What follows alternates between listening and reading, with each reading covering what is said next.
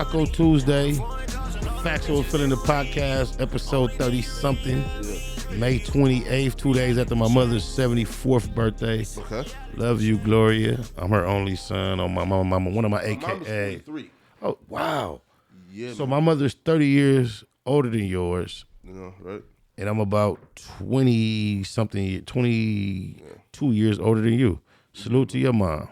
Yeah, We got Poetik Flakko in the building. Yes, sir, Factz man. Ova Feelinz, the podcast. We got the Stuttering Star. Nah, facts, man. Welcome, bro. Appreciate you popping up. Yeah, listen, man. That's the one thing people need to know, that Flakko is always outside.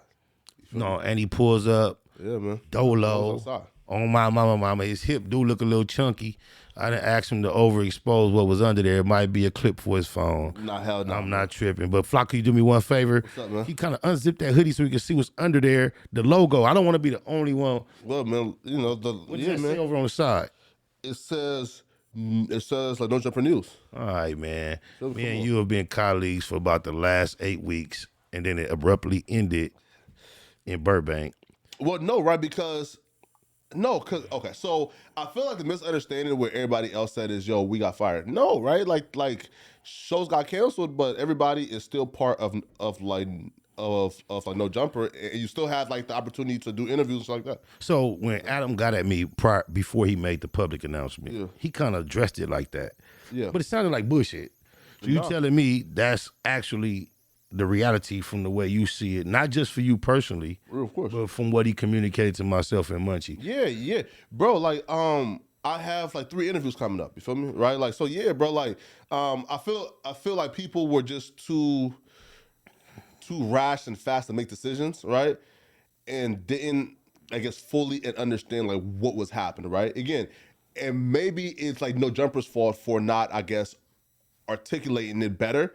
But yeah, nah, bro. Like, shows got canceled, but again, man, like, you know, like things can still be done, right? Like, okay, for example, like my show got canceled, but Wait. Your shows, because from what I saw, you were like a Monday intricate show part was of my multiple shows. How many shows did you have? Steady shows. so Monday show was like my show, and then Here we go again. Was that your show as well? yeah, right, yeah, right, And bottom line, my podcast was y'all stuff that I was just like But the whole stuff. But the fact that you were the staple, you sat in the middle, and you were the title as the host, that's like your third show. Nah, right? You have been there longer, so No. Sure, but like for example, right? Like when I say show, is a show that's centered around you, right? But if the show is centered around Munchie being Spider, then it's your show that I'm just a host of, you know? Right? But though, so like the shows got canceled, but like, and Adam never said, yo, I'm done working with people. And he just said, yo, listen, these shows aren't working. We need to find some shit that's working, right? So which is interviews or like a new concept, he's down for it. But I feel like people just like rush to say, yo, everybody is fired when it was. So shout out to the Adam and Wack show. So do you believe overall he's just holding the rest of the shows to the bar of the numbers that show does while it's premiering, and the ultimate overall total that they seem to get consistently? I don't feel like that's the bar, right? Because for example, if that was the bar, then we would be like right there, right? So outside of that being a consideration, what would you think would cause our show to get caught up with the elimination of all the rest of the shows if it was based on performance? Yeah, listen, I don't know, cause like I never asked, you feel me? So like, right? So like, yeah, I can't call it, man, you feel me? But if he felt like, yo, listen, like these shows aren't really doing too much for me, right? Or they're not profitable, then like I can understand him saying, hey, bro, you feel me? Like I'ma just stay with the highest performing show and my own personal show, and then cancel all you feel me? I think All those shows. But so what do you think what is he gonna do to utilize his access to create so much more content? He has the space, the crew, and the possibility to create so much more content. Now that he's downsized, how do you think he's gonna fill that space and time? Well, like, and that's what he said though, is he was in a space where making a lot of content seemed smart. But now where he's at, he want to do like just just like a smaller load of content, but make that like the smaller load just impactful and great content. So he just said, bro, like I don't want to do a bunch load of content no more, right? Like I'm just like a rat race that I just don't want to do. So now I'm gonna do a smaller load of content and make it more impactful, which I understand. So do you feel like your relationship in that building with the owner is more business or personal? Because from my perspective, it seems like his personal relationships with individuals may outweigh his business relationships when it comes to making pertinent decisions. So you think you developed a personal relationship with him that causes you to have consideration others doesn't have? Or do you think your relationship is more business and it's based on your performance? Sure. So I don't feel like the personal should ever give you consideration that others don't have. And here's what I mean by that, right? Adam is my friend outside of No Jumper. But in No Jumper, I understand that that's how that man feed his family, right? So if he feels like, yo, firing Poetik Flakko is how he's going to put more money back in his family's mouth, then it's all business right there, right? So if we operate outside of No Jumper, right, then I expect Adam to be a friend outside of No Jumper, right? But if we're talking about me in the building, well, like he is a boss in that building, right? He's not your friend, he's a boss. So he has no loyalty as a friend when it comes to his business, you feel me? Now, outside of his business, right, some like day-to-day, some friendship, then cool, but in that building, bruh, you know, listen, it should be cutthroat. It should be 100% business. It shouldn't have no feelings involved. You know? I agree, and I respect that. I noticed that about yourself. You accept the cutthroat nature of the environment that you find yourself in, and you do it quite well. You are not even 27 years old. You're not 30. Yeah, now I'm 26. And you 26, and you found yourself as what we consider a staple in a certain genre of content creating. Yeah. How long have you been actually doing what we consider creating content?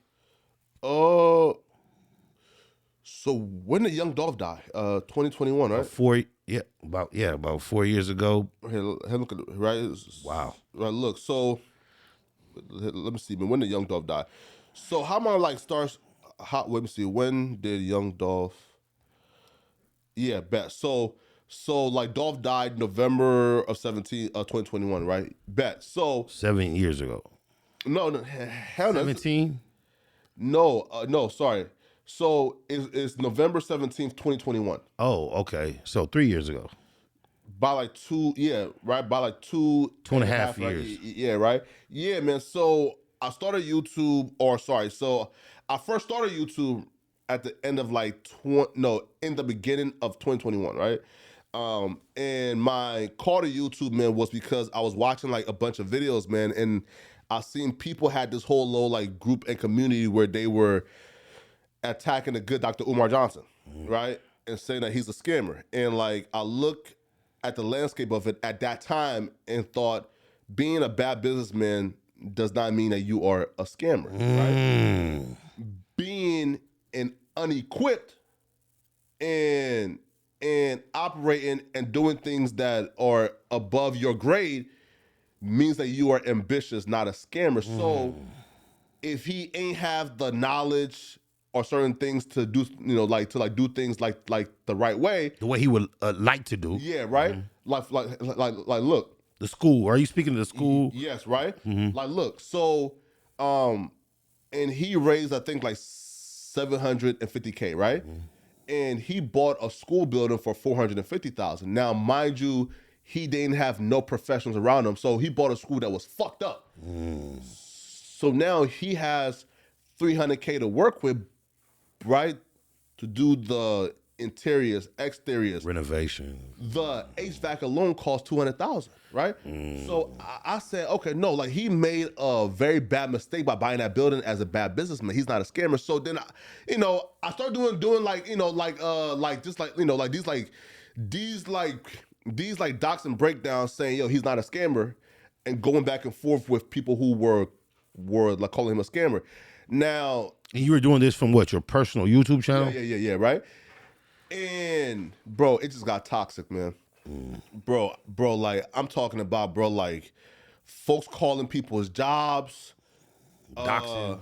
doxing. Well, you coming from a perspective, so you're 26 now. Yeah. This was 2.5. So you were like a 23, 24-year-old, what? Were you a college graduate? Did you major in a certain area? Or you just somebody that, by way of Liberia, that comes across to the most as American black? Yeah.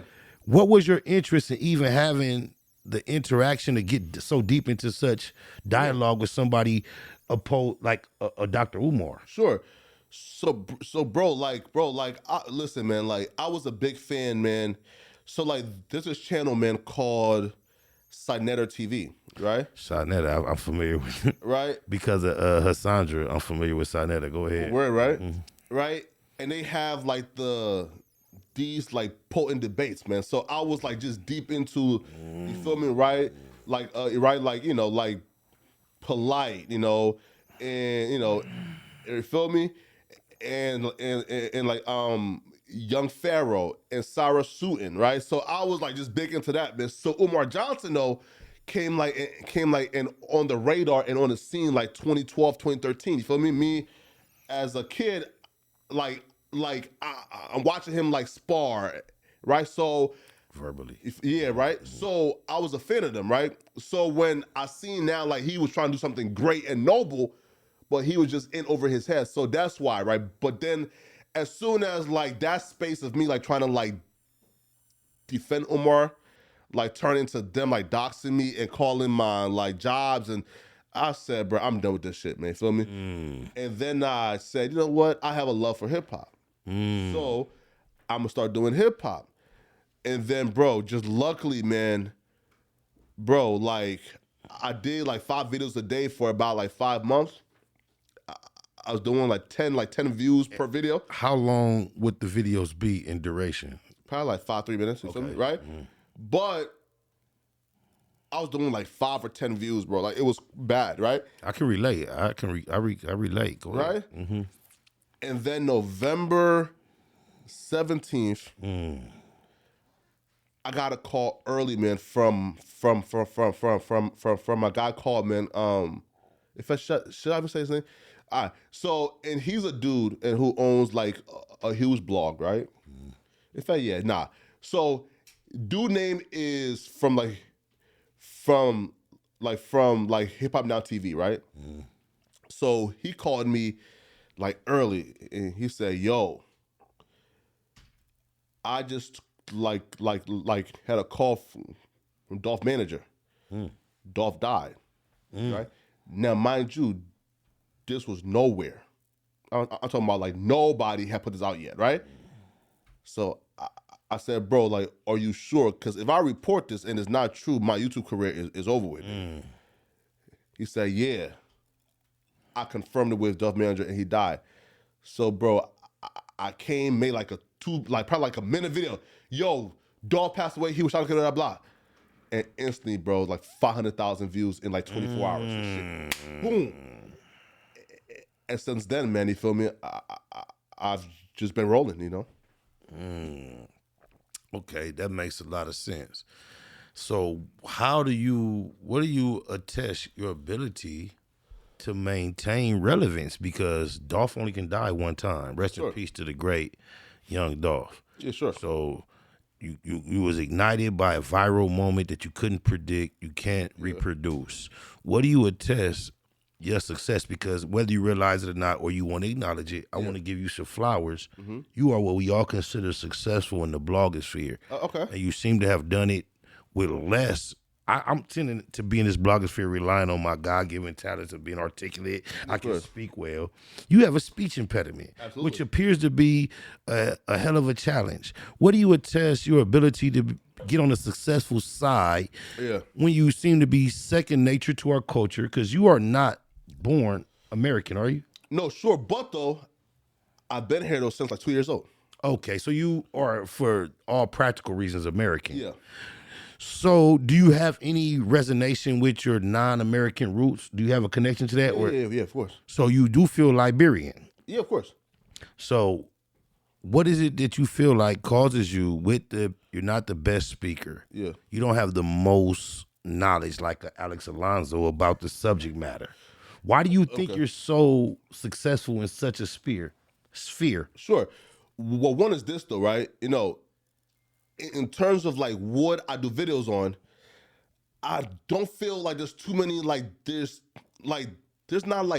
not too many people who's more well researched than me on like what I talk about, right? Other than Alex and What? No, but like I really don't talk like about like gangs like that. You feel me, right? Well, But wait, on the West Coast, you've come into question based on your conversation affiliated with gangs. I know you're not in that small box, but your popularity in Los Angeles is highly due to the controversial things you said. Okay, go ahead. No, sure, right? But I feel like where I guess like my like power comes in, man, is bro, like is I'm just willing to be uncomfortable, man. Like, bro, like, there's a lot of like talented niggas, man, but bro, like, they lazy. You feel me, right? And just me understanding, man, at just like very early on, bro. Like, I don't know if it matters, but the background sounds extremely loud. You too? sure, bro. Go ahead. Right now, look. So I feel like why I'm able to win and grow as fast as I've grown is because, bro, like listen, like, bro, I take pride in this, man. Like, there's people who may be smarter than me, who may speak better than me, who may look better, right? But none of you niggas will outwork me, right? Right? Like, I don't give a fuck, bro. If I like have to learn how to edit, none of you niggas will outwork me, right? So if you have God-given talent, man, you feel me, and you feel like all you have to learn is to turn on a camera and speak, and you don't have to learn the analytics and take like a deep dive and study the YouTube background and what makes the algorithm go with, and you just feel like you about to hop on this YouTube shit and just speak and go, that's for you, right? But you feel me, right? But I personally, bro, have like, bro, has spent days, bro, where I'm just looking at the analytics, right? Like, yo, look. So is this video here did mad numbers, but this flopped? All right. So why did this number? Right. So like, You were the same person in each video. Yeah. So you have to say, I'm me. Yeah. What else are factors to cause this one to be successful and this one to be? Facts. Yeah. Right. And like, and that's when like I started like to like really like just like learn about like the audience retention, the click-through rate, right? And trying to keep them on my channel as long as possible, right? So for example, if Spider Loc make a trendy news video about, yo, X gang member just got shot, right? Folks will click on it and say, oh shit, okay, this was a good and great video, but I got what I'm here for, and now I'm gone and finding, right, some other videos to watch because they click on it for just that breaking news. So YouTube does this, right? If you have a great video that they click on, I have a dope video too that they click on, right? But if I find a way to have them click on this one video, and then another video, and then another video, and another video, my video gets pushed more because I kept them on my channel and YouTube more. Is that why at the end of your videos you always say, yeah, always, if you thought this was a crazy situation, yeah, this is another crazy situation, similar to this one, so click on. Yeah, of course. Okay. Right? Bro, right? No, bro, bro, listen, man, like, I'm never satisfied, right? Like, for example, right, look. That's some Mike Tyson, Michael Jordan type shit. Go ahead, never satisfied. Right? Nah, bro, listen, Kobe Bryant, go ahead. Yeah, right, look, right, because look, bro, I was at like 20,000 views, right? And thought it's cool. Now you're getting 20 like in 3 hours. Yeah, right? But I had to like say, yo, okay, so how can I improve my videos? Oh, okay. I have to learn how to edit better, right? Now guess what, right? But your edits are not amazing. They're just clean and precise. Listen, the last like 10 videos have been me actually like doing better edits now. Feel me? Oh, okay. Right? And that's cause though, like I learned, listen, like I'm doing great, but how can I keep them watching this video for as long as possible? So when you speak of edits, you're not talking about. He uses a lot of B-roll. Yeah. I was just about to ask. When you're talking about edits, you're not talking about how clean they are. You're talking about the actual content you cut to. Nah. Oh. No. Like, look, right? Look, like, for example, look at this, like,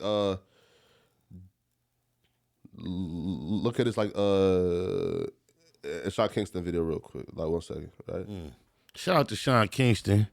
I actually been in his Los Angeles home in recent years due to one of my little homies and a little situation they had between the two of them. Right when he was like going viral with that hoverboard a couple years ago. See, look, how like I actually like feel me? Oh, you did that? Yeah. You put that in his eyes? Yeah. Right? Can I ask what program you utilize? Or what app? You can tell me off camera. Yeah, baby. Well, no, bro. Wondershare's like Photoshop. So tell me After this. Effects. Yeah, you can do it. I noticed your thumbnails are, they look crisp, clean, but simple. Yeah. It seems like you're setting the standard. When I see your thumbnails, I think, okay, this must be what they're supposed to look like. Even though you don't add a lot of elements, it looks like, what causes you to be comfortable with that black background, the sharp picture, and the simple, it seems like part of your brand, but where did you get comfortable with that look? Man, bro, it's just, again, man, it's just studying, right? So when I found out, that to get somebody to click on that thumbnail, right? You have to really like evoke like two things from them. Is strong emotions, rather it's fear, it's sadness, blah blah, right? Or curiosity, right? So, right, I don't need like a professional editor, right? As long as I can evoke a strong emotion or like curiosity from them, then I win, right? Like, so, like recently, right? I look, right? This is game, y'all. Factz Ova Feelinz podcast. Right? Spider Loc, Poetik Flakko. He giving y'all game. Read between the lines. Yeah, right. Look, recently, right? Look, right. So recently, look, you see, like how like their faces now is edited now. Correct. Like to like look. That's another something you added. Yeah, to look either mean or surprised sad, or and crying, destroyed. Right? Yes, correct. It's because again, when they look at the thumbnail and see their face and they're just like mad as that evokes a strong emotion out of whoever sees that and said, what the, oh shit, right? Or if they see, this is bad, and them crying, one, a strong emotion of sadness, and then the this is bad is, wait, why is it bad, right? Bro, listen, bro, like I'm just trying to evolve every time, right? Why? Because again, my nigga, I have realized, right, that the huge platforms is great. But the only way I'll be able to feed my family is based on what I have built for myself. Meaning this, bro. In 10, 20 years, like, bro, like I have like my platform and what I have, right? And that's how my family and my kids, right, like would like be able to feed off me, right? So right now you're considering the children you don't even have. Yeah. Okay. Keep building. Right? Yes. Right, like, but you are not a father. Nah, man. So keep building. Right? For those that are listening and watching, the immediate moment is not the moment. Delayed gratification and preparation is what things are about. But go ahead, keep building. Right? Like, and it's cause, bro, like, I understand, bro, like, an opportunity is cool, but it's what you do with that, right? And having a job and speaking is cool, is a dope opportunity. But if you don't build nothing for yourself and that job comes and goes or things change, now you done spent 10, 20 years doing something and now that's gone now, right? Like, now what? You feel me? Right? right? Like, right, bro, bro, like, look, bro, I've seen people come and go, right? Like from No Jumper. And like, it's always like the same pattern, right? Is they start to get serious about their own shit after they get fired. At that point, nigga, it's too late. I've noticed that. Right? It's too late now, nigga. Right? So do you consider it's over with now, nigga? But do you consider the two original platforms what that separated who on time or too late? No. AD and T-Rail. Do you consider them no serious about their own shit on time or too late? Well, hey, Russell, look. No, so they already had their shit while they were there, right? And bro, even Adam is telling people, bro, like he told people, bro, like start your own platform, right? And like that's the misconception of Adam is telling niggas, nah, bro, like be in like a 360. Nah, but he's saying, bro, go out and start your own shit. At the same time you're saying that, I believe I've seen Adam express regret in allowing certain individuals to develop a certain profile, being associated with his platform, and then being able to separate on less than amicable terms and benefit from what he helped him establish. I've seen him show regret publicly for that. No, right? Here, right? So what I think you're talking about this, right? Right? Is when he says, you listen, right? Like, we like have like a shared economy, right? So for example, if there's like a wild clip, right, that happens on No Jumper at 2 p.m., right? And you are on stream at 2:30 reacting and reposting that clip to your stuff before we get a chance to, make the impact. Yeah, right? It's like, damn, right? Like we, like paid for the interview, the everybody, right? And before we get a chance to edit it and repost it on our clip channel or bring everybody back the next day and talk about it, it's being reposted and talked about now by y'all and on your own shit, right? Now that part I understand, right? Which is like, listen, bro, like we make content and form content here, right? And for some part, like we profit from some drama, right? And we profit from y'all talking about that drama and on our shit. So if we now have to like compete and twist arms with our employees who we're paying to talk about that on our shit, because they can just go home and talk about it there, right? That's where I can somehow see him saying, damn, bro, I wouldn't have minded as much if everybody was in a contract, right? You feel me? Correct. But he's not saying, like don't go home and like, and do like hip hop stories. Cool.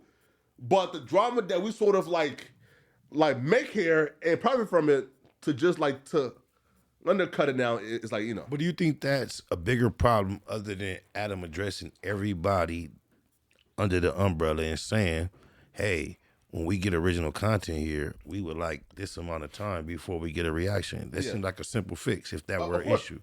And he has said that though. Okay. Right? But everybody doesn't comply. Here, right? So where the issue comes in though, right, is if you like sit back and allow it to happen for so long, and now you tell the old guys, hey, don't do it no more. It's like, what? Like, been doing this. Yeah, you feel me? Right? Which is like they're both like correct, which is like, bro, like if you had an issue with it, you should tell me from the jump. Feel me? Right? But the boss is always gonna say, don't think I'm not justified now just because I let you get away with it. And right. Mm-hmm. And he's right, by saying, bro, like I ain't know how to like approach that without coming across as a hater when, yo, I want y'all to have your own shit, including, right? But, you know, bro, like we have like a shared, you know, right? Like we have like a shared economy here, you feel me? And when you are on stream and doing things faster because you are independent opposed to us as a brand and a company who have to pay editors to edit the we can't have y'all, you feel me? So yeah, man, you know. I can understand that being a conflict of interest if that was actually the issues that an individual was dealing with. I'm not even interested in investigating it deeper to figure out what's right, wrong, true or not. Okay. But you mentioned one thing that I would like you to expound upon because you talked about the benefit from these viral moments. Of course. And then you had a moment recently. The most viral moment on No Jumper recently involved you, another individual, and they were speaking on me, Ho No Honey. And somehow, based on something I said here in reaction to something that was said at No Jumper months ago, he chose to charge you, apparently. And I just want to ask you unequivocally, was that pre-planned? No. And I'm only asking you under this pretense. You and I had a podcast together at No Jumper. And it was one point we had a particular guest. And you approached me about the potential of someone surprising that guest on our show. I did not want that to take place. It didn't. So I am highly curious. Did you have any idea that this man was going to show up and address you about these issues on the CEO podcast? Nah, man. It's totally surprised. Yeah, bro. Yo, bro, like, cause also too, man, like, so Wack was trying to like talk to me. He said he called you a couple of times, you didn't answer. Right, but no, right, no. So he said that he like told my boy like Creep to call me, right? Creep. Cause I see he likes to pop names. He dropped names on camera in such a heated moment. Creep. Yeah, no. I'm confused. Why would Creep name matter? Who is Creep? No, like he's my guy, right? From where? He's from like the IE, I think, right? Oh. Me and Creep is close as this, right? So Creep was supposed to matter, but with a nigga from the Valley calling you about what two niggas from LA Compton area said. No, right? I'm just trying to get that clear. No, wait, Rashad, look, right? Look, Rashad, look. So Wack understands though that Creep is how you get to me, right? Right? Cause for example, right? You don't know where Creep from Naive? Right? Okay. Right? No, right? Like, hey, right. So Creep not even like involved, like, right? So, but just look how his name in it, cause he couldn't reach me, so he told Creep to reach me to connect us. You feel me? Right? And bro, like, I just be like, bro, not busy. You feel me? Right? So we couldn't and like hop on the phone. You feel me? So cause we couldn't and hop on the phone, I guess that's why he, you know. That's crazy. So at that moment, because I'm gonna just address this question from a viewer's perspective. Yeah. I saw you sitting in a chair similar to this one. You know, working, handling business. Were you a guest on that show? Yeah. Yeah, man. I think so P Nice invited me like the week before. So you were invited to be a guest, co-host, whatever, on a show there. Yeah, in fact. We just seen DW Flame announce that everyone that appears on his shows pays between $2,500 and $5,000 to be a guest. Yeah. So I want your perspective as being a high-profile blogger, content creator, being invited on a platform, and you're coming linear service as a guest.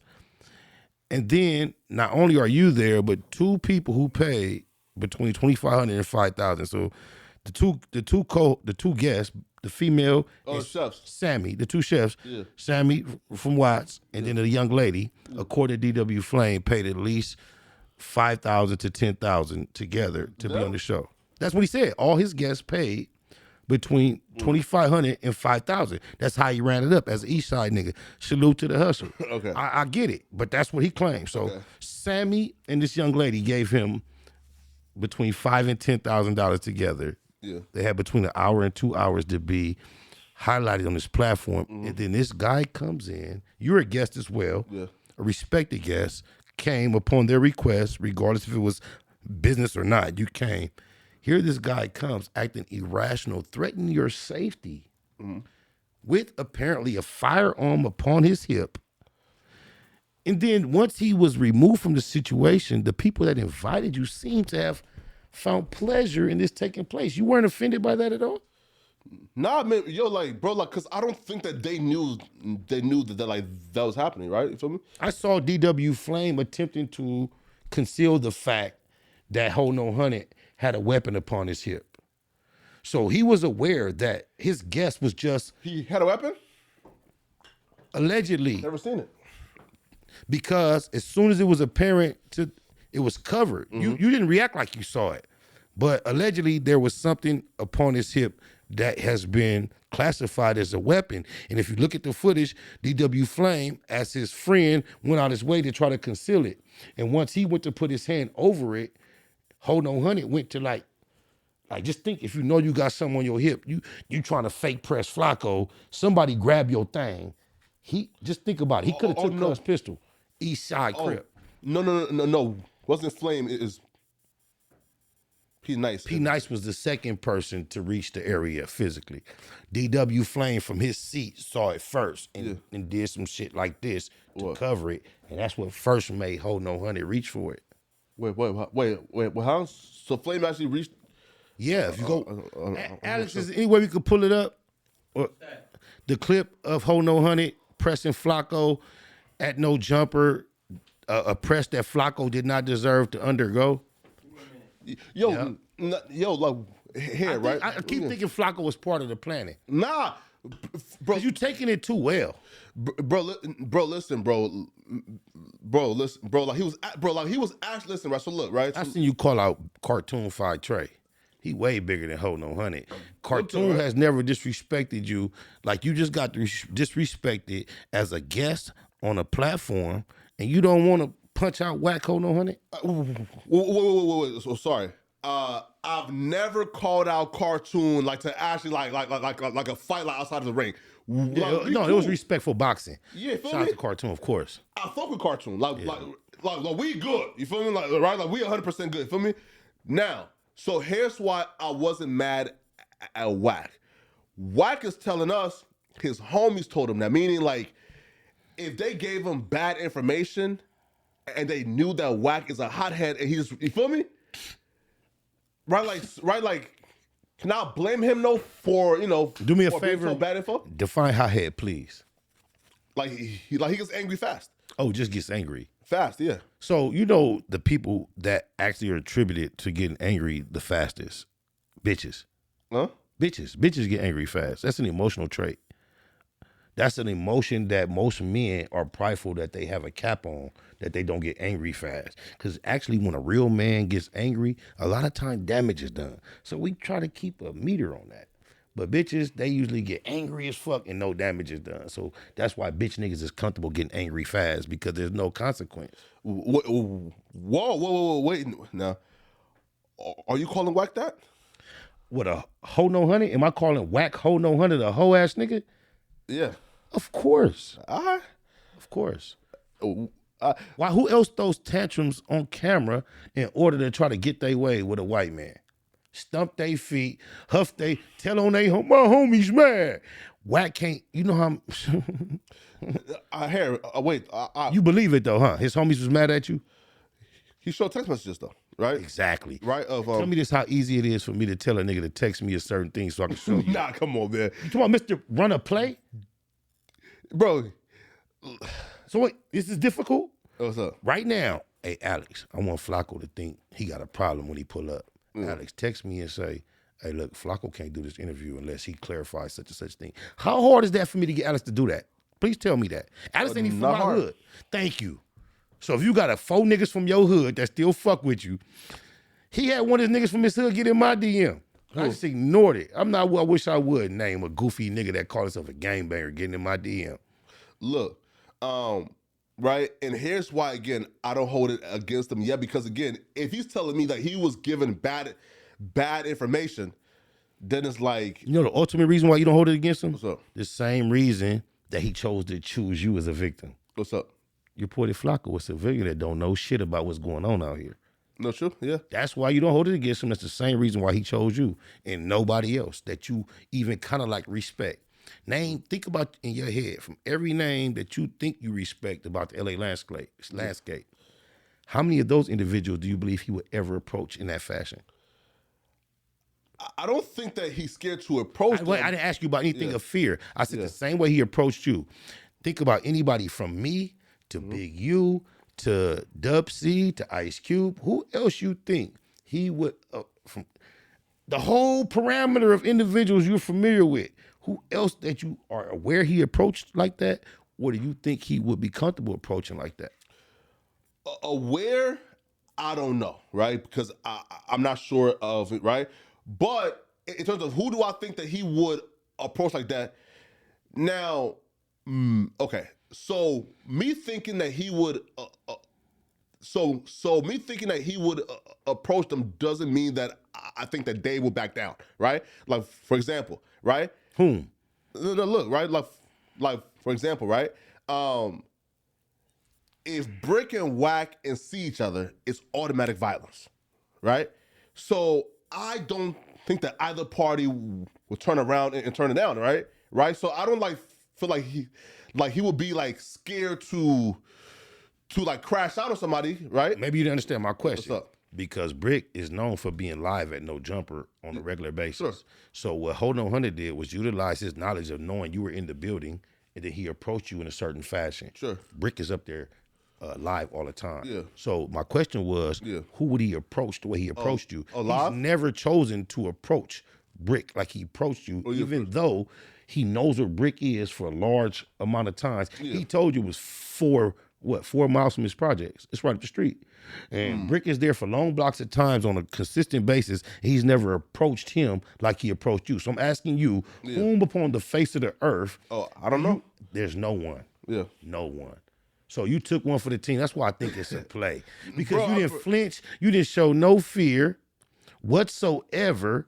You were a guest on the show. You weren't even offended by these 2 Crip niggas letting. Watch this. Wow, it blew my mind that they tried to clown you.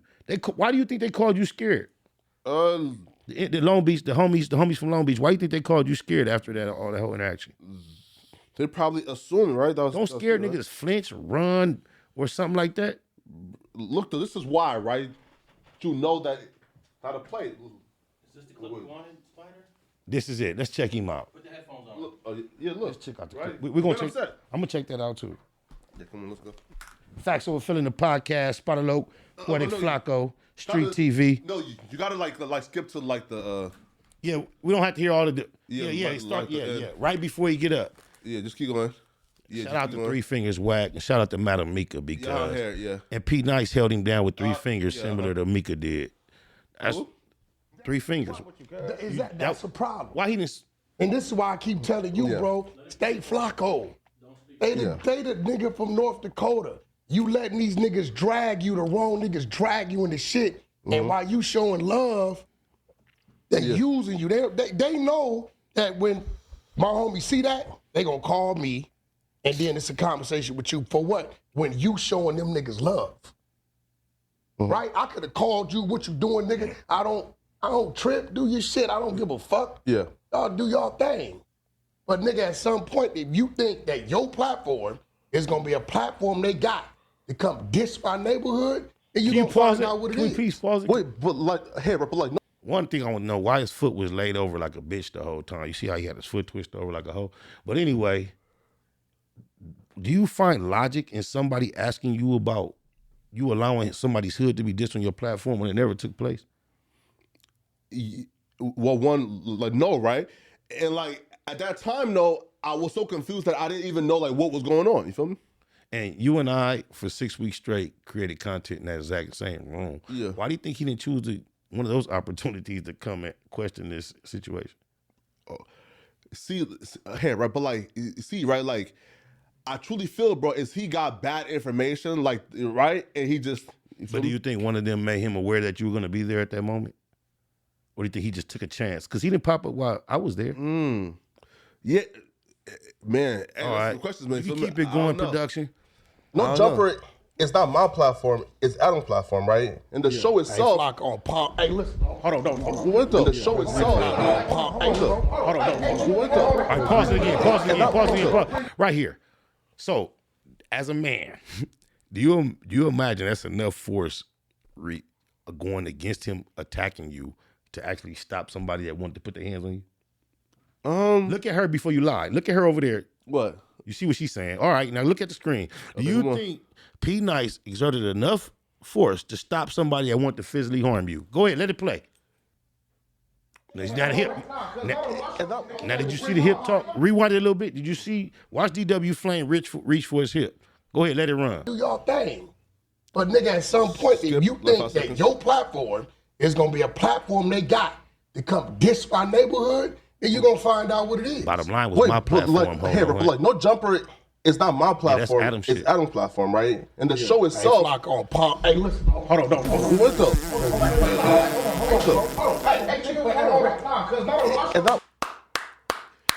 I done sad be looking at this nigga like a clown. Each the deal. This shit goofy, cause I don't even know what to think, bro. This y'all world though. This is a no jumper world.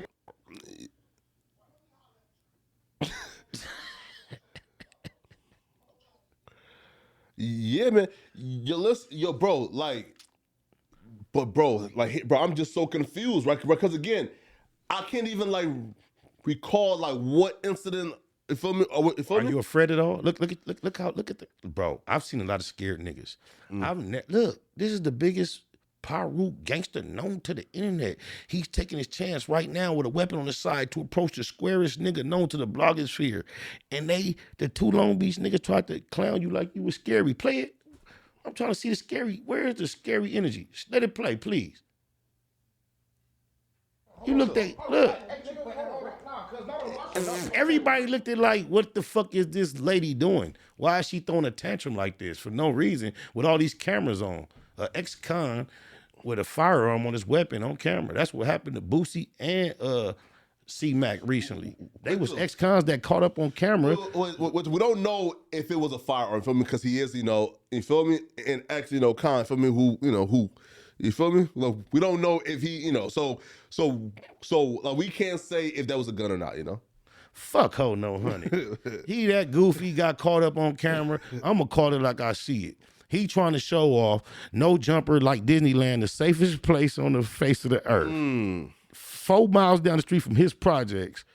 He feel like he got to be one of the only ones in there with a gun against Flakko, his 2 nephews, Adam, Josh, Mikey. He need a gun. That's a goofball. He had that gun just so it could hopefully accidentally get caught on camera finally. Wait, but though, when you walk in, like you are searched and patted down and guns get taken away. So I don't think that like there was a gun, right?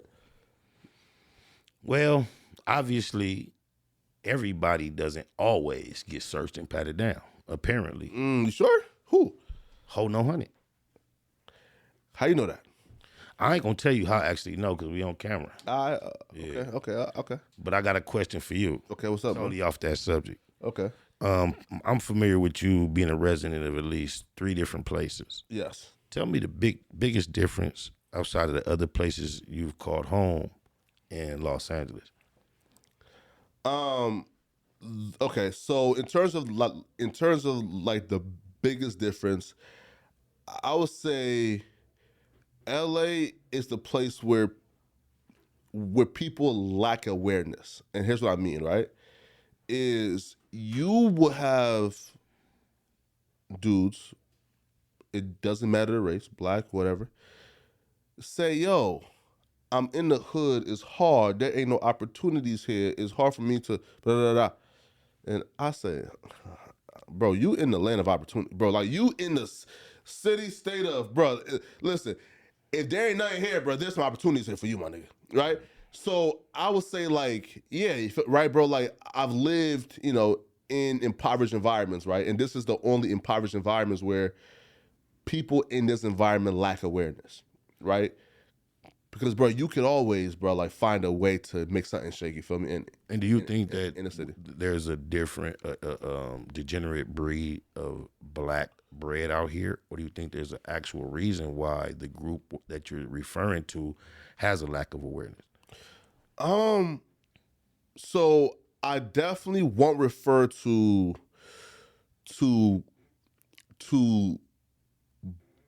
black folks in those environments as degenerates, right? Now, again, there's for sure a percentage of ain't shit, raggedy, nappy, right? No, please, not the N word. That's the worst you could have utilized. What? The N word. It's worse than the original N word. The NAPPY. Please. Oh, sorry. Thank you. Sorry. That's like the food you say that blow your mind. Don't say the N word. Sorry. So look. So big nose, wide lip niggas, right? Right. There's some raggedy big nose, wide lips nigga, right? And that's the But do you not realize that for that, right? wide lip, big nose is beautiful to us as a culture? That's even. Yeah. So let's not use that terminology to make your point. Use the character flaws to describe them, not the way they look. Because there are some very beautiful people with the big lips and the wide nose. Sure. So what is it about this group of people that have big lips and wide nose that cause them to be negative? No. They're assholes. They're disobedient. What? They're criminals. What is it about them? No. Sorry. So there's a small percentage of niggas in these environments that I don't believe there's any saving. Meaning this, right?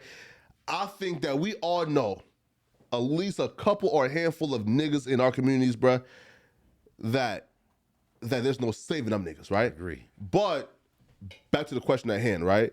So what makes the people, not black, just people in these impoverished environments in LA County a little different?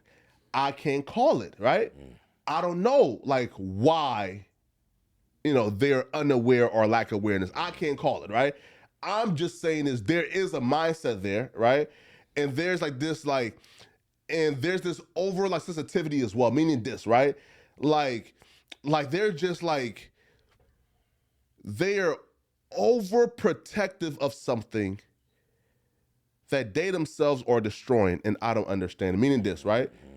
If you are overprotective of a culture, of a neighborhood, of an environment, then you should be going out of your way to be as fragile with it as possible. But if you are a part of the issue, if you are also destroying it and tearing it down, then you have no reason to be an overprotective because you obviously doesn't value it, right? So yeah, right, is that hypocrisy and the lack of awareness that I believe is the major difference between, I guess, this city and other places that I've been.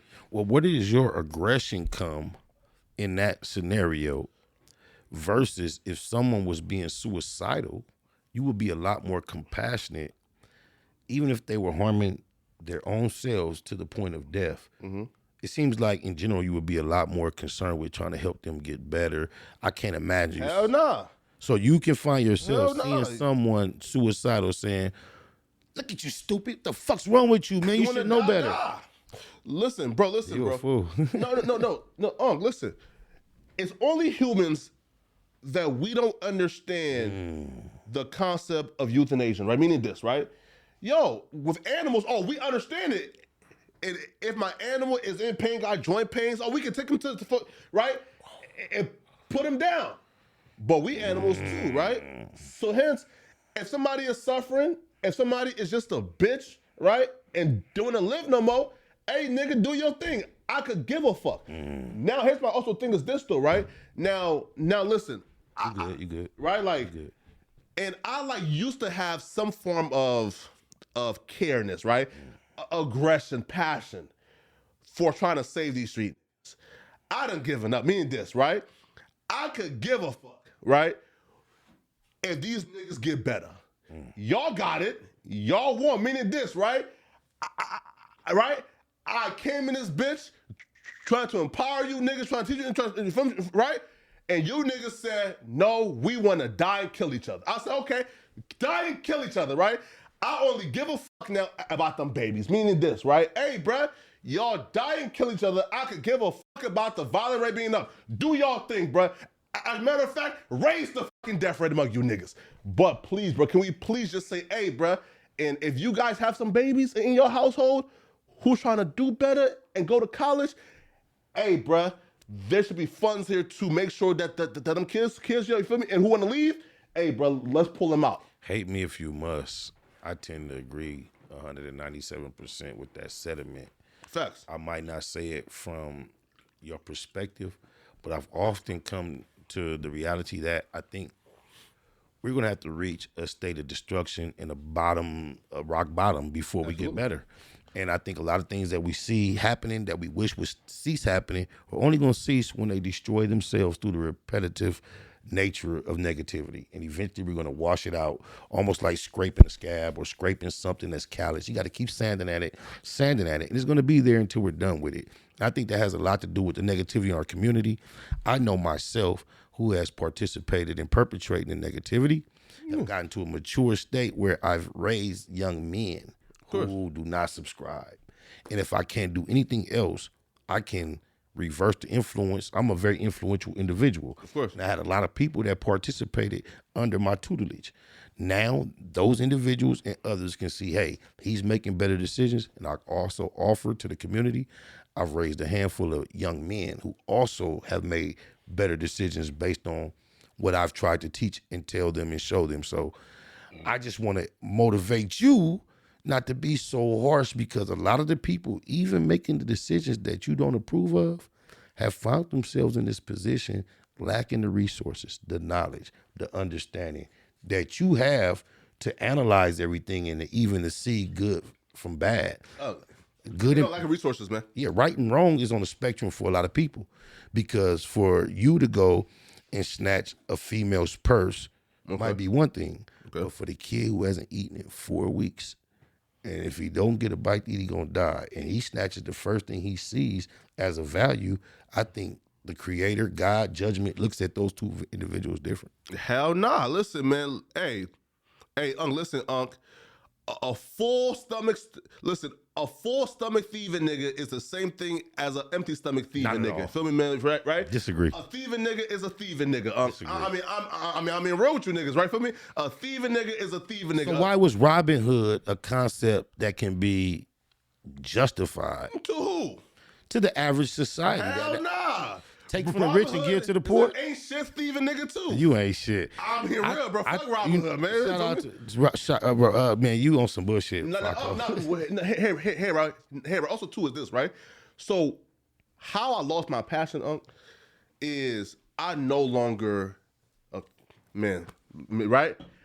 I no longer have the patience to tolerate the stupidity and hypocrisy, meaning this, right?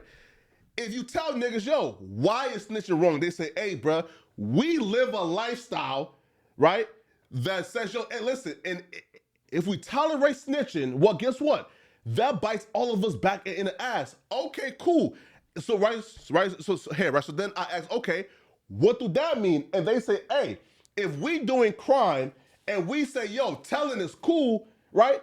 That bites us all in our ass, because now guess what? We are all just telling on like each other, and now guess what? There's young black men and off the streets now who can't raise their family and feed their family, right? Oh, I said, yo, that's brilliant. That's brilliant. Snitching is bad because y'all are all criminals and y'all don't want for each other, right, the other person out so y'all can get off the streets and not be there for your family. Oh, that's brilliant. What about niggas?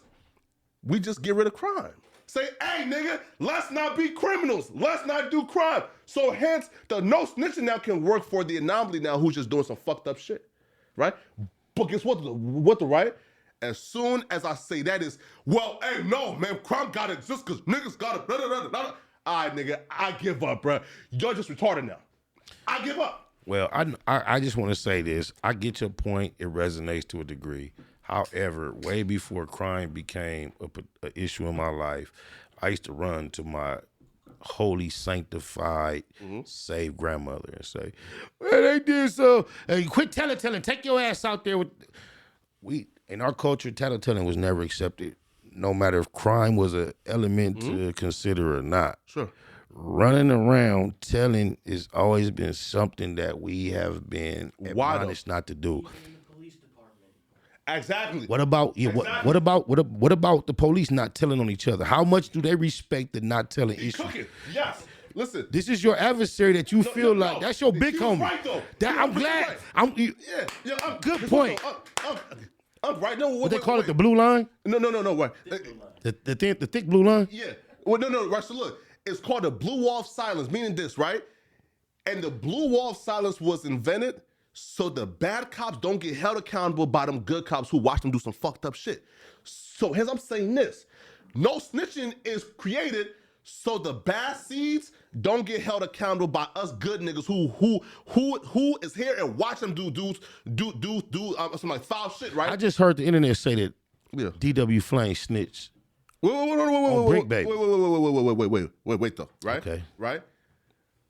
Again, if the blue wall of silence, we can all agree is a fucked up policy, because again, good. How about you? But that's a big assumption to force everybody to agree to. No, wait though, right? So look, I don't want to agree to that, but go ahead and make your point. Look, I honor people that can keep a secret. No. Regardless of what side of the law they stand on, but go ahead. Look, look again, bro. If a good cop sees a corrupt cop with his fucking knee on a black man's neck and violating his rights, I feel like a good cop should be able to go in and turn that nigga in. And guess what? The fucking system should protect the good cop. I don't feel like that's right. I feel like it's a fucked up policy, right? The blue wall silence is bullshit. Just I'm saying again, if the good seeds see the bad seeds doing something, they should be able to speak up. However, now, right, the bad seeds have came together and said, hey, if you are a bad seed and you have turned good, we don't give a fuck. Ain't no snitching on us, right? I'm saying that's fucked up, right? But hey, listen, man, listen, I have given up. They have worn me down.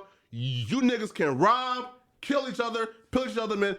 Do your thing, all right? Just leave them babies alone. There's an element of destruction that you have to allow to take its course, bro. If you have this philosophical idea that you're going to clean up all the ills of the ghetto and our people, you're just disillusioned. No. There's a certain part of even when your body is ill, you have to let it run its system and you have to flush it out. Okay. So there's not going to be a snap your finger remedy to a lot of things. So a lot of things we see it playing out are going to have to play out to their detriment. What I'm more concerned with is lacing and educating those that still have an opportunity that haven't been corrupted on the decisions they can make, other than trying to point our fingers at the worst parts of our environment saying, oh, I condemn you. Because a lot of them, even though they are in the situation where you would condemn them, it's not because they just decided to make all the wrong choices. A lot of them was faced with some cold situations. Look. So there is, say, like, for example, right? If you are a gangbanger,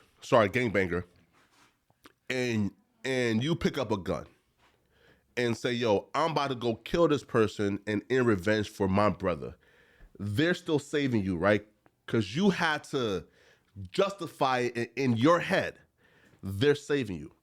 If you are a gang member or a street dude who leaves your home, go rob and steal from somebody's car, and they come and say, oh, what's going on? And you shoot them and kill them, there ain't no saving you. We need to exterminate niggas like you from off the planet. You know why? Why? Because there ain't no justification there. You did that because you're pure evil, right? So I'm just saying, right, there's still like a subset of niggas in these environments, that we can all agree ain't no saving. I agree. The death penalty, exterminate them, get them the fuck up out of here. You believe in God? Yeah, of course. Well, do you believe God is a God that created the world to be in an order of love and peace and tranquility, and then somehow the devil or evil caused it to go off course? No. Okay. Yeah, my next question is irrelevant. Yeah. I don't believe that either. I was raised to believe that, but I no longer believe that. Not me, bro. Right? And like people though, right, bro, especially, man, like the street creators, right, you know, and who got like a big problem with me is they would never address my points directly, right? It's always, well, why do you have the right to say it? Oh, okay, cool, fuck it. That is a big hurdle that you had to overcome first, yeah. All right, look, cool, fuck it. Find me a street nigga, then I can ghostwrite for it, and and let him say it then, right? Because if we're saying, yo, we can all agree, like, again, there's a subset of niggas that are just pure evil and ain't no coming back from it, right? Like, for example, again, right? If you go ahead and kill somebody because you believe they killed your brother, that's war, nigga, right? Eye for eye. The Bible speaks of that. Right? Mm-hmm.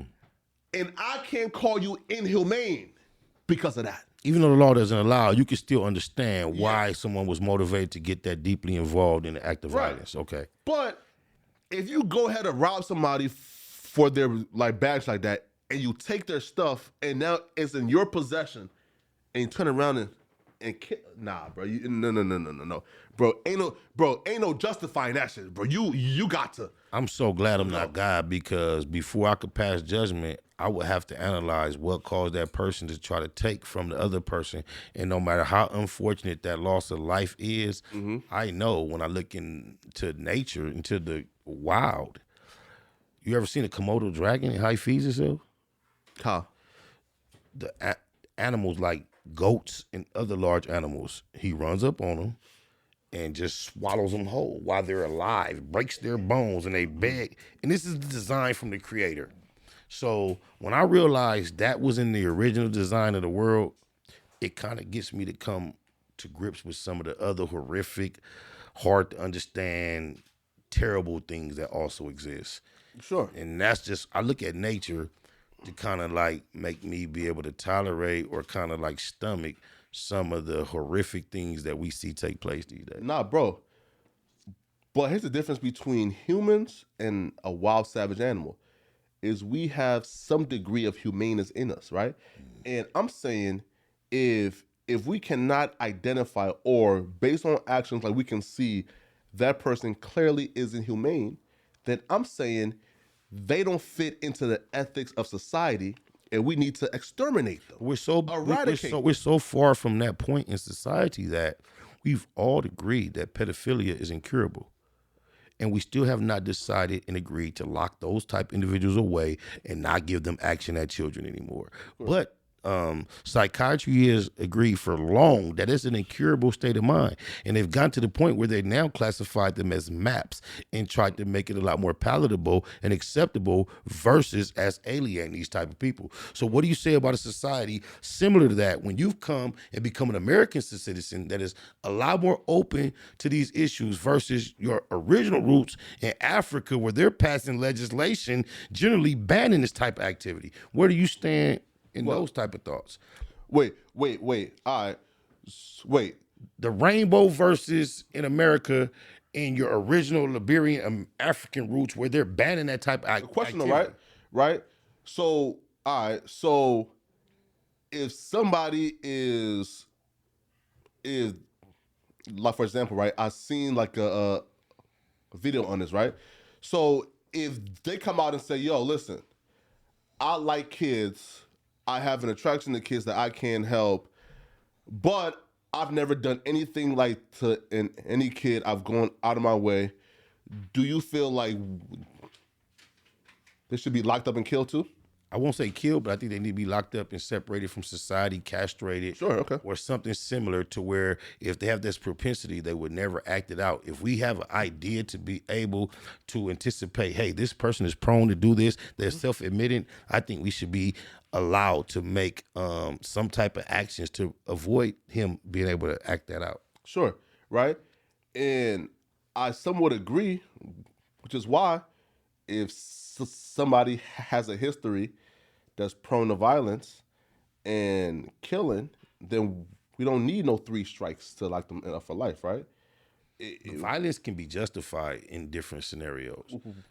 Being attracted to minors is wait, right? Violence is a needed necessary. No, sure, a necessity. No, sure. But leaving your house to go flock somebody in. But now you get to a specific scenario when we're not specifying each different scenario when it comes to being a behavior though. Like for example, right? If that person is saying, "Yo, I have an attraction to minors," correct. I'm saying that's all I need to know, nigga. That you have the trait that could lead to this, you gotta go. And science has told us for years that those people are irrecorrectable. What I'm trying to tell you is I used to rob. I've even flocked. Yeah. I will never do it again. I would never find myself in someone else's home that does not belong to me. It was the most uncomfortable feeling to me when I did it in the past. Facts. And I will not repeat it again. I'm not saying I will never take anything that doesn't belong to me, because when survival kicks in, survival kicks in. But as far as the individual that I've come to today, I have no inclination, desire, propensity to take from another. Sure. However, there are not a case study of individuals who are attracted to minors who can stand up as a group to say, hey, guess what? I don't feel that way at all. History, statistics, and experience has taught us that it is almost, if not impossible, almost impossible to accomplish. Once you are attracted, that's the same way we've reached this way with the conversation of homosexuality. They feel like your sexual inclinations are not self-controlled. Society in America as a whole has decided that whatever you're naturally attracted toward, you actually have the right to be attracted to it. Of course. No, sure. And so what I am saying, right, Unc, is I do agree. If we can predict that behavior will lead to problematic events, we need to eradicate it. So hence, again, I have mad love for you, Unc, right? But if it was up to me, after that first flocking incident, Unc, you wouldn't be no podcaster. You would be gone. You feel me? Right? Why? If you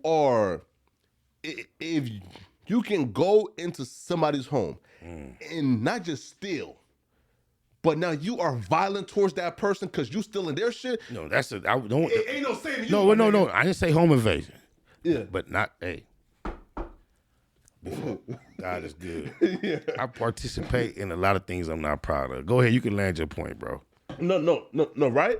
So if you can do that, then you have to.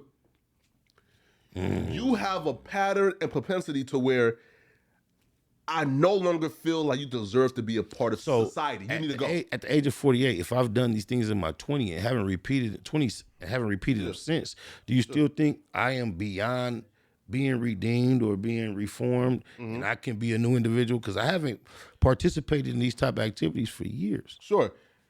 If they fuck a kid at 19 and don't fuck a kid for 30 more years, or can they be redeemed? Well, from my understanding, the study based on science and being what we would consider reconditioned, being attracted to minors is not a condition that people have been able to correct themselves from. Different from people who have been faced with poverty levels where they would do desperate things to other individuals, and then they've gotten older and gotten more sensitive to societal issues and realized that was wrong. That's different because I was desperate. I didn't really realize that it was wrong for me to sneak and take from an individual who wasn't looking.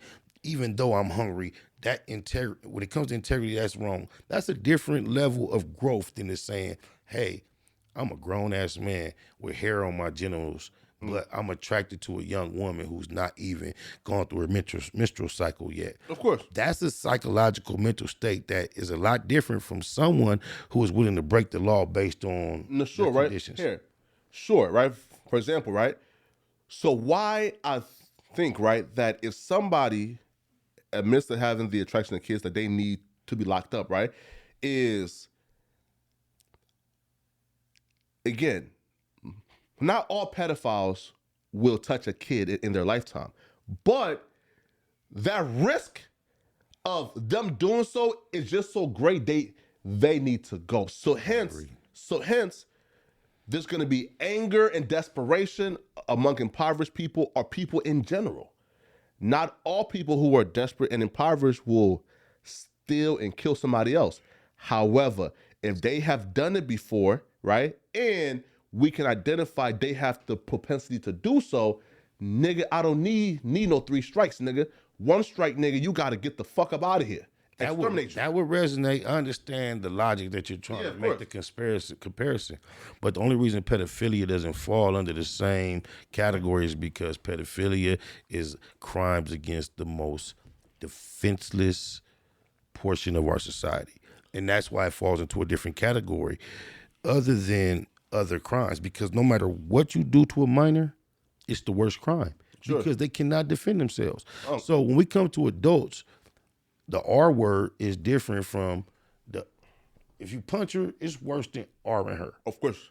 When it comes to kids, it doesn't matter. Of course. Anytime you do something to a child, you are considered the worst because we know under no circumstances this child can defend himself.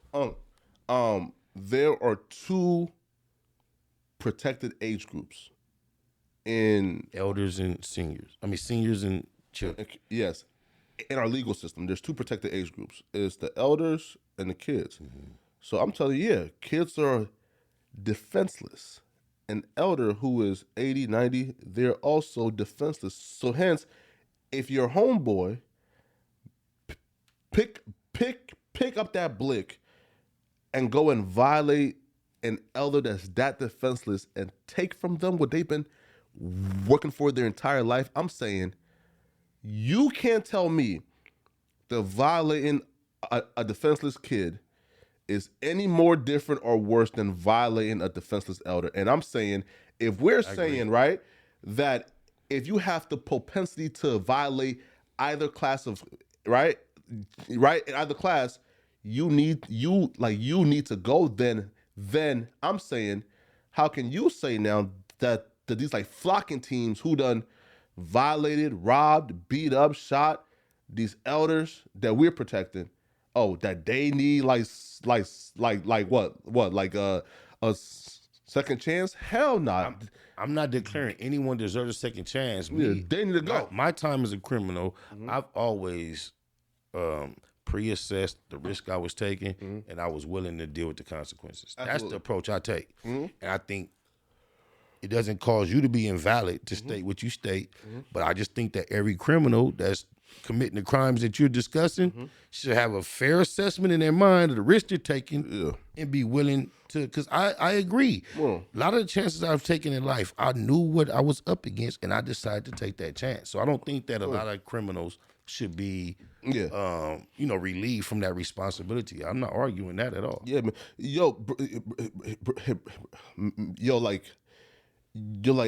I'm so like, for example, bro, like, I'm so like hard on it, bro, that like, bro, we need to get rid of the 3-strike system.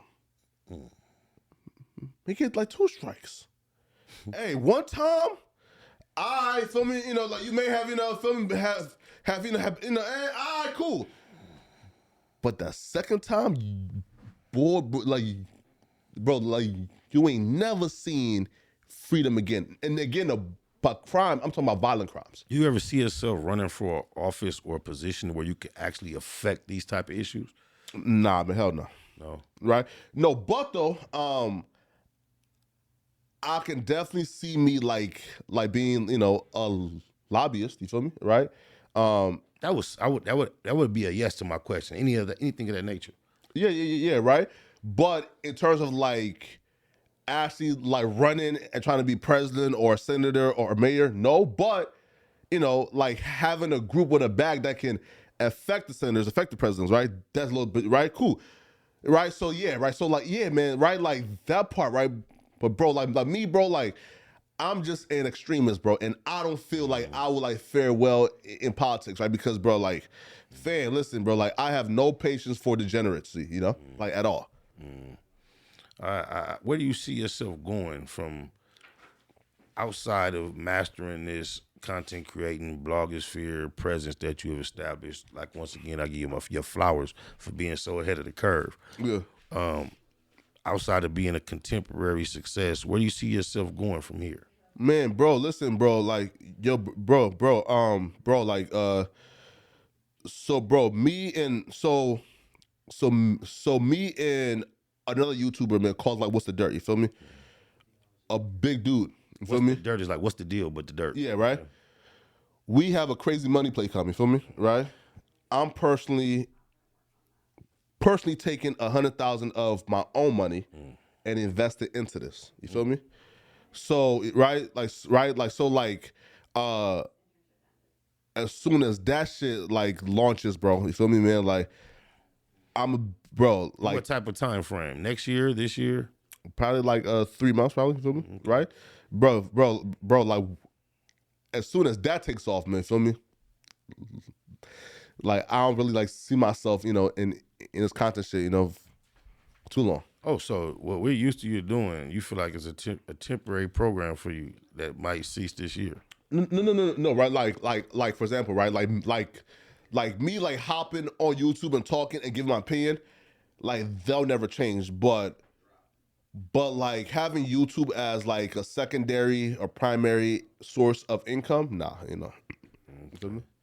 That's what it do, man. What about outside of content creating? Do you have any aspirations? Like, typically, once people get publicly popular, films come into play. You have any aspirations in the film? Man, yo, listen, Russell, look, right, look, Russell, they're listening right now, like, man, bro, like, get to the drama, nigga. Right. What You feel drama me, you? man? I try to feel steer me? away from drama. I want to make it clear. Yeah, man. Because Flakko is coming here, and there's so much drama going around in the metaverse associated with things that are familiar with him and myself. Why? I tried to challenge myself to steer away Talk from on the it, man. drama. I really not, because I'm not personally interested. I only know that drama fuels views. So what I was trying to do is to see if we could generate interest outside of tapping into the most obvious drama. But since we at the end of this shit and I exhausted most of my time, anything controversial you want to address, Nah, I got nothing. you can bring it up. Nah, bro. hey, man, hey, listen, man. I have nothing. Likewise. I think I have more to offer as well as yourself other than what people thought was the low-hanging fruit. I think we touched on a little bit of it, and that's enough. Nah, sure, man. Hey, listen, they're gonna be pissed off, man. You feel me? You know what? This shit was so organic. Our production team seems to be so distracted. I'm not even familiar exactly where I'm at in the meter, but I know we covered a lot of Yeah, man. content, bro. And I just want you to let that camera know exactly what you want our audience to know, where they can keep up with you at. Man. What you got going on. Man, yo, listen, man.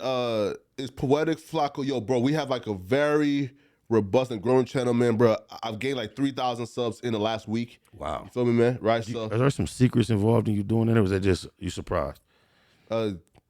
Man, bro, like it's definitely dropping, like, you know, I guess like dope videos, right? Feel me? Right? But yeah, man, listen, man. So yeah, man, we have like a growing channel, man. It's at Poetik Flakko. We have IG page with 100,000 plus now, man, for the IG news. You feel me, man? Bro, listen, man, like I just encourage all creators, man, just make this shit into a business, right? You feel me, right? Like, bro, like we have a very limited time to do something. You feel me, right? And bro, listen, man, like if you on your YouTube or Instagram, for me, man, like, you know, like talking about other creators and beefing, bro, like good luck. That probably ain't gonna take you nowhere. You feel me, man? That's what I was trying to say. That's why I try to stay away from the controversy. Yeah. And even if it takes a hit on the actual immediate Views and shit. Yeah, I would prefer to establish myself with more, you know, substantial content in the long run. And I know you have a lot of that to offer, even though Of course. you got so much of the bullshit popping. A lot of people attracted to your name because it's attached to some bullshit. But I am become aware personally that you have a lot more depth than that. So I was more interested to have a conversation with you that explored your depth other than a lot of the bullshit. No, what's crazy is, right, bro, like, bro, I'm like the least like drama filled, bro. I'm like, bro, listen, bro, like if you like, for example, right, yo, like most people can even like reach my phone like and outside of content. Like I'm like so like just taken aback and just like I don't even understand like the narrative of like, yo, like Flakko is like a messy nigga who, right? Nah, bro, listen, bro, like I stay out of the drama, man. Feel me? Right? Like, Bro, you know. you came to La La Land, the dungeon of the demons, Yes. and just got to popping your shit about what you thought was right, wrong, what was cool and not cool. They all agree though that I'm right though, right? Right? But Like, you were abrasive in your approach to the point where a lot of people were just shocked that you got away with it. yo, is they all here, right? You see, right? And that's why I say, bruh, there's no other place like this, meaning this, right? If anywhere else, if a group of people say, oh, damn, yo, and he right, nobody will say, oh, he right, but he shouldn't be saying it. Like, what do you mean I should be? Bro, if we all agree with this very plain, and bro, it's like, it's a simple message of, hey, bro, hey, listen, there's a certain group of niggas that we can all agree, again, not all street niggas, right? But even we can all agree, there's some niggas, bro, who just so fried, and in like, right, like where, bro, like there's no saving this nigga. But you gotta weigh that against the fact that you're in the fucking environment where, at the height of the MAD program, Mothers Against Drunk Driving, when there was an epidemic in America of white ladies losing their children because drunk drivers either had accidents with their children or their children were being drunk and driving. Yeah. At the height of the epidemic, Snoop Dogg was able to get away with a record that said, rolling down the street, smoking endo, sipping on gin and juice, and white people was cheering and singing the record to make it a smash hit. There's an anomaly about the fucking area that you're describing. So if that can be a dual interest in Southern California, Mothers Against Drunk Driving, at the same time, that's one of the most popular movements. One of the most popular records could be driving down the street, smoking endo and gin and juice. There's something about a disconnect out here that doesn't really resonate with your philosophy. Because I watched this as a youngster be a reality. No, sure. No, bro, like, I feel like dudes are too terrified to do better, meaning this, right? If y'all all agree there are certain groups of niggas that we can't save and they need to go, y'all have no interest in getting rid of them niggas because those are the fried and crash dummies that do y'all bidding, right? So that's not no, I can't disagree with that. Okay, what's up? The lack of willingness to discard certain individuals has not necessarily had to do with the fact that you can benefit from them. It's like in the black culture, I'm taught that even like in Africa, there are no convalescent homes because no matter what situation our loved ones befall, we usually don't put them away like we do in America and have these institutions to take care of our degenerate or our people who can't quite keep up any longer. So, do you have, or have you ever known a nigga from your hood who's a serial killer? Serial is more than 3, right? Yeah. Yeah. And the only reason why y'all are comfortable saying, hey, he's not too far gone is because you know when there's issues, the fuck, right? That nigga is who's willing to throw his life away. No. What if those 3 people, or the 2 of them, or 3, 4 of them that he knocked down were people who signed up for the conditions to get knocked down under these conditions? What does that make? Why would I judge this man if you and I say, hey, look, I'm from over here. I'm from over here. On your march, get set, go. Get me before I get you. If we both agree to that, when I finally execute the W, why do now I come into moral judgment within that parameter? Maybe from the outsiders looking in who don't get the dynamic. It's kind of like UFC. If you and I were in the grocery store and I jumped on you and pummeled you till you was bleeding from your nose and bleeding from your eyes and you was on the ground and I jumped up and said, yeah, everybody would say I was a demon. But if you and I agreed to let's see who's best with this shit, then I pummel you and you're bleeding on the ground, you hold my hand up after. No, sure, but so if this person accomplished these bodies under the agreement, we the ops, let's go. On your march, set, go. No, sure. What makes him so much worse? Yeah. Yes. Sure. So unfortunately for like most of us, right? We don't understand the morals play second fiddle to ethics, meaning this. Morals is your individual like map and compass, right? Is what you're guided by. Ethics is a set of standards and rules that society is guided by. And to fit in society, right, you have to fit under those ethics, meaning this, right? as soon as your morals and principles and override in those ethics, well, nigga, you gotta go, right? Like for example, right? If we say, yo, wearing green is bad in LA because green would distract drivers, right? And you say, well, no. Well, morally, I have the right to liberty and pursuit of happiness, and that should allow me to wear green whenever I want. Well, you got to leave society now, right? Because you don't fit within the puzzle piece of society. Why? Because your morals and principles is overrides ethics. So hence, in society, we say, hey, we have a legal system to handle this. If you say, yo, he has signed up for this rat race we're in, he is killing my people, my morals have justified me to kill this person, and I'm telling you that's fine, but your morals is second fiddle to what we deem is society and ethics. So if you don't fit within this puzzle piece and you stick out a little bit, well, we got to... But that's not the way society works. Hence, if someone attempts to kill themselves, we all agree that's not allowable. It's not right. No one encourages self-infliction of pain or death, right? Pain, no. Death, yes. Death, typically in society, we say suicide is a bad thing. We say call someone, get help, right? Sure, now, yeah. That's what everybody typically agrees to. It hasn't, okay, listen, so now, yes, right? But guess what though, right? Like there are, like there's Norway now, right? And there's countries now who are saying, wait, hold up, like that was a dumb policy, right? Like if someone wants to like die and kill themselves, there should be painless alternatives. Because that's getting too far off the point I'm trying to make. Okay. In the situations where it's been agreed that suicide is not a good thing, Sure.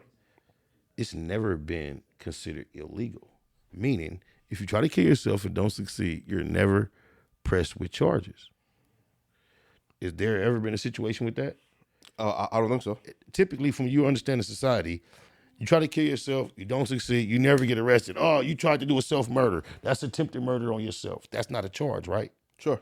So that's the same point I understand where society realizes once individuals place a certain value on their life and they devalue their own life, society tends to treat it a certain way.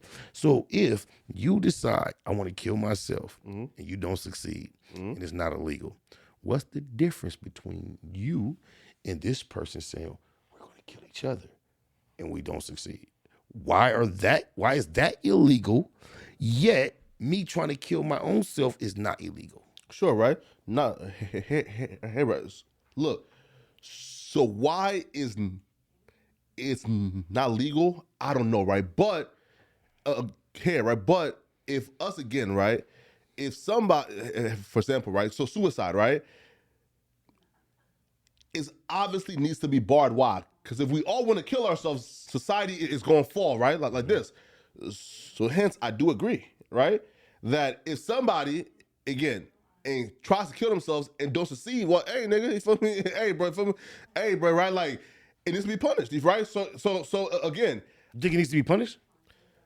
I think that all actions that could cripple us as a society needs to be punished. Like, for example, homosexuality. That's bold for you to say, 'cause that's just what you sparked in my mind. What about it? Right? Again, if men and women, like for example, right?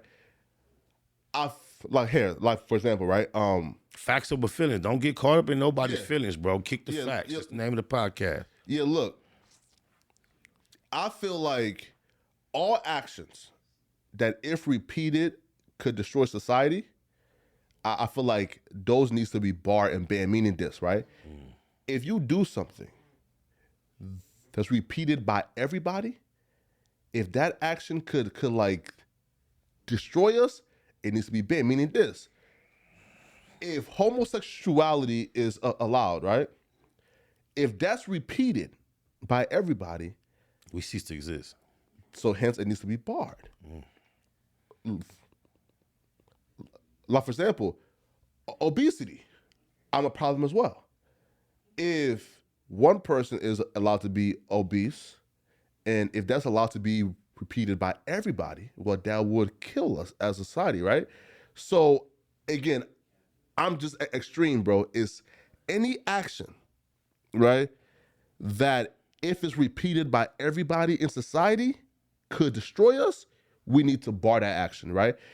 And that's homosexuality, that's suicide, that's, you feel me? That's, right, like, obesity is everything, But so when you look at the problem in the ghettos, the inner cities, the gang problem, the black on black crime, why don't you just look at it as a necessary evil of elimination of some of the worst elements of what we have? Why do you get so passionate and not realize, oh, that shit is working itself out? Some of the worst are eliminating themselves. No. And here's why, right? A very small percentage is engaged in that conflict and war. A large percentage are hardworking Americans who are going to school and work and doing their thing and taking care of their family. The very small going back and forth and beefing is destroying these communities, these parks, these schools for the large percentage. So I'm saying if there was a way to where these street niggas could go to an open battlefield and kill each other, right? And who survives, they come back, and every year we say, all right, pack you niggas up and take her there, cool, right? Go to Dubai and Arizona desert and kill each other and all y'all want. Bro, we wouldn't shed a tear, but we wouldn't give a fuck, we wouldn't cry. But it's the at-risk activities that y'all engage in. Because you describing an activity and you're talking about the individuals that are engaging in these activities like they're not someone's son, mother, father, and a loved one. Sure. And a lot of our loved ones get engaged in these activities, and as much as a cancer the activity is, the individuals that are doing their percentage of the activity is not responsible for the outcome of the overall. So sometimes I think our compassionate hearts are going to have to allow certain things to work themselves out, because you having that standpoint, as clear as you might feel in it, is going to offend some people who want to see us turn out just as good as you are, because there are some amongst us who contribute to the negativity because they're misguided, not because they're corrupt. And with your approach, you sweep everybody with the same brush, bro. No, sure, but right, but you, okay, right? But you asked me, right? Why do I have an issue with it opposed to seeing it as just like a necessary evil, right? I'm saying, we can have the necessary evil and still minimize the destruction it's causing in our, right? By saying it's gifts. If these niggas are gonna kill each other in any way, okay, then say, and which one of your niggas is tough? You wanna do, boom. So why we don't set the suicidal people? Everybody, we're gonna have a national suicidal day. Everyone want to kill themselves. Meet us at the Statue of Liberty, so we don't have to worry about rounding you up and having these hotlines, and you all can just jump off the Statue of Liberty on a routinely. When people, conditions, cultural, when people are in a sense of self-destruct, Sure. I think as a community, we're going to respond to it typically, or we should, the same way we respond to an individual who is attempting to destroy themselves. We don't get what we would call constant. We don't get like judgmental. We get concerned, and we try to correct, and we try to address the issues that cause someone to want to harm themselves. I think that same sentiment needs to be applied to the self-destructive nature we see amongst our people. Sure, but especially now, bro, right? I feel like society right now is adapting, right, to suicide, right? Now people are saying, there are chambers and like places, right, to where you could go and die peacefully. Making my point even more so. Yeah. If suicide is being more palatable. Sure. Go ahead. Wait, right? But I don't agree with it, right? But if I'm meeting y'all at this logic of this is a necessary evil that needs to happen, I'm not saying I agree. I'm saying okay, cool. I'm willing to hear out this is a necessary evil, right? Cool, but there are ways to have the evil and still minimize that damage. Which, right? Again, look, if suicide is a necessary evil that needs to happen, cool. There's ways to stop the pain and minimize the damage, right? Like Such as, right? Is gas death, right? Like which is painless. So if we're saying, yo, street niggas killing each other and going to war is a necessary evil that needs to happen, I say, okay, cool, I agree. Have these street niggas go to the desert somewhere for once a year and kill each other. That's not quite the statement. The statement was, it isn't our society, so it's necessary for it to work itself out. Not that its actual existence is a necessity. The fact that it does exist, I think the fact that it's getting worse and it's going to probably have to get to its worst for it to be eliminated is a necessity. The irony, but it's just as barbaric. Of course it is. But why? But do you have the same of course cutthroat approach to the tribalism in your own country? Yo, so that's why you feel comfortable translating it here, no matter what nobody thinks. It's even worse. Listen, right? Look, Russell, right? Look, Russell, right? So look, if you get caught, listen, if you like leave your house one day, right, Alex, and pick up a knife to go steal from somebody, boy, when you get caught, no. Listen, a big tire. We put it in over you, nigga, and burn you alive. You know why, right? I've seen a stack of tires. And burn you alive, right? Why?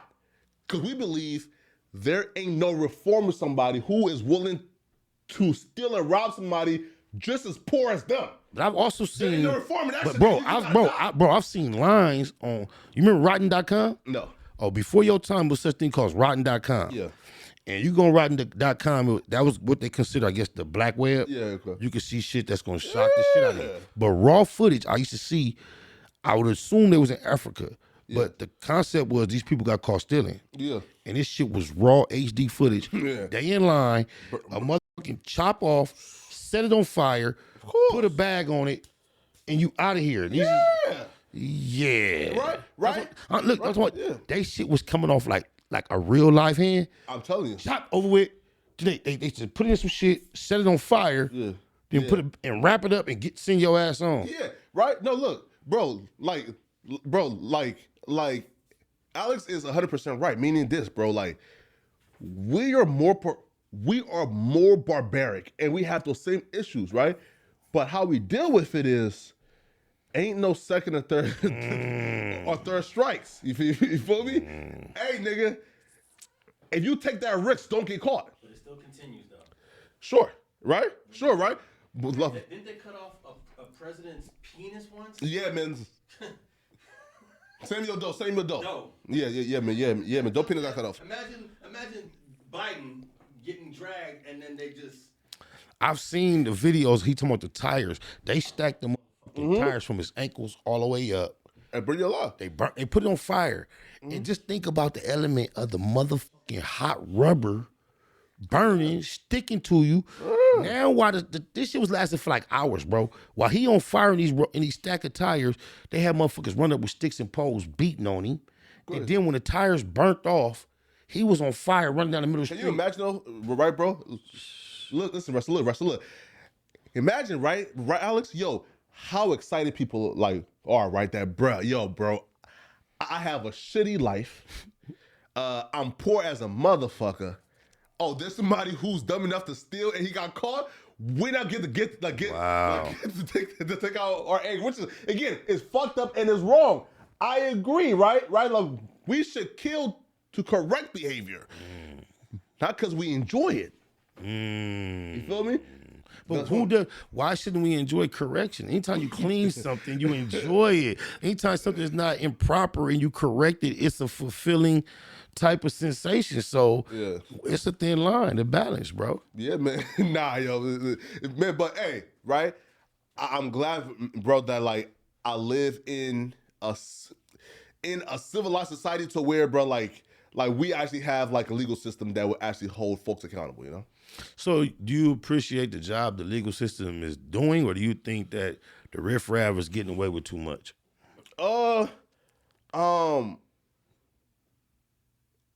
Like for example, right? So I think that we're at a good point, but it's too lax, man, especially in California, yo. Like, look, bro, listen, bro. Like I seen, bro, like a 15-year-old go down for murder, and apparently he's getting out, in like 4 years or so. Pop Smoke have anything to do with the story? No, right, right. But bro, like, why the fuck is a 15-year-old allowed to murder somebody and get away with it? So, being 15 and having a certain portion of your life taken away, the freedom, why do you classify that as getting away with anything? If you are not robbed, but you are deprived, Sure, based on your actions of a certain amount of your freedom. You just think it doesn't you compensate. kill somebody and take them off Earth permanently. Why should you be able to enjoy your 20s, 30s, 40s, 50s, 60s, 70s, 80s and die? I'm not going to play God. Like, I'm not going to come play on, bro. God or judge personally, but I can try to maybe help you understand the logic that comes to that. Sure.